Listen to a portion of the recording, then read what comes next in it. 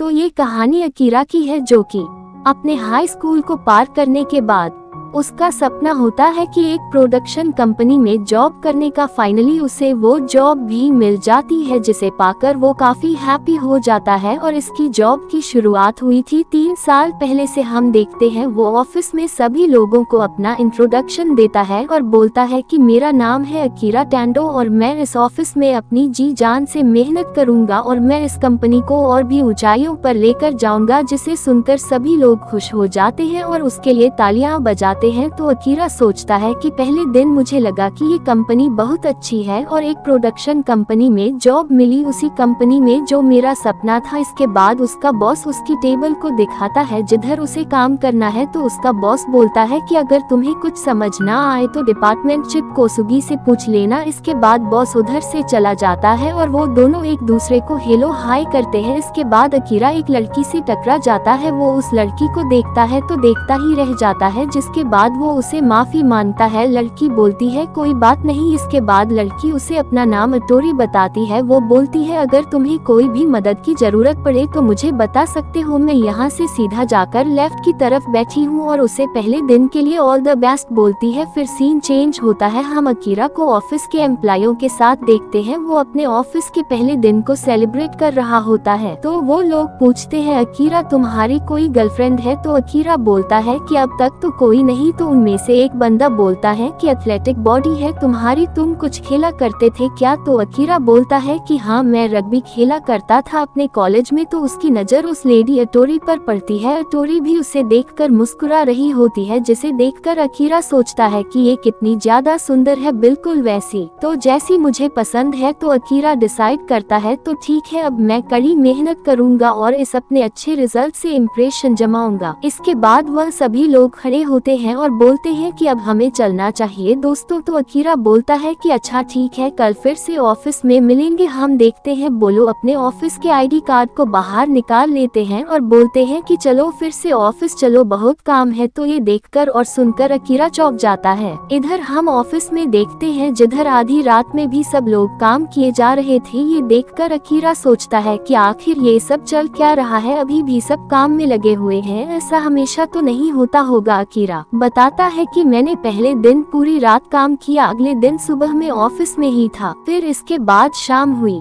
मुझे समझ नहीं आ रहा था कि अब मैं अपने घर कब जाऊंगा। तो एक आदमी बोलता है कि मैं डिनर खरीदने जा रहा हूँ। ये सुनकर अकीरा और शॉक हो जाता है और सोचता है कि मुझे नहीं लगता कि मैं आज रात भी अपने घर जा पाऊंगा। हम देखते हैं वो 2 दिन के बाद ऑफिस से घर आया। आकर वो सीधा अपने बेड पर लेट गया। अगली सुबह वे सोचता है कि पता नहीं इस बार कितने दिनों तक घर से दूर रहना पड़ेगा। वो सोचता है कि मन तो ऐसा कर रहा है कि आज काम पर ना जाऊं, पर हम देखते हैं वे काम पर जाने के लिए तैयार हो जाता है। वे बोलता है कि मुझे इसकी आदत डालनी होगी, ये करियर है मैंने खुद चुना है, इस जॉब के लिए मैंने कड़ी मेहनत की थी। इसके बाद वे ऑफिस में हंसते हुए जाता है। इधर हम ऑफिस का सीन देखते हैं। लोगों को देखकर ऐसा लग रहा होता है जैसे वे दिन भर काम करते रहते हैं, सोते भी ऑफिस में ही है। उधर डिपार्टमेंट चीफ कोसुगी अकीरा और एक लड़की पर बुरी तरीके से चिल्ला रहा होता है, तो वे लड़की रो देती है। इसके बाद हम अकीरा को देखते हैं जो अपनी बॉडी को सुकता है और सोचता है कि याद ही नहीं कि आखिरी बार कब नया था, और बोलता है कि आज किसी भी तरह से आखिरी ट्रेन पकड़ ही लूंगा। तभी उधर उसका बॉस आ जाता है और वो बोलता है कि आज ताका हनाई नहीं आया तो उसका काम भी तुम कर देना। अब अकीरा मना तो कर नहीं सकता था, इसीलिए वो हाँ कर देता है। तो अकीरा बोलता है कि मुझे एक रात और रुकना होगा। वो ये सोच रहा होता है, तभी उधर वो लेडी अटोरी आ जाती है। वो अकीरा से बोलती है कि आज भी लंच के टाइम पर काम ही करते रह गए, खाने के लिए वक्त निकाल लिया करो तुम। तो अकीरा सोचता है कि बस एक यही है जिसकी वजह से मेरी इस कंपनी में दिलचस्पी बनी हुई है, मैं इस पर मन ही मन मर मिटा हूँ। तभी उसका सीईओ अटोरी को अंदर बुलाता है, जिसके बाद वो गेट लगा लेता है। तो ये देखकर अकीरा को पता चलता है कि वो सीईओ की मिस भी है। तो ये देखकर वो काफी डिप्रेशन में धीरे धीरे जाने लगता है। हम देखते हैं वो एक ट्रेन के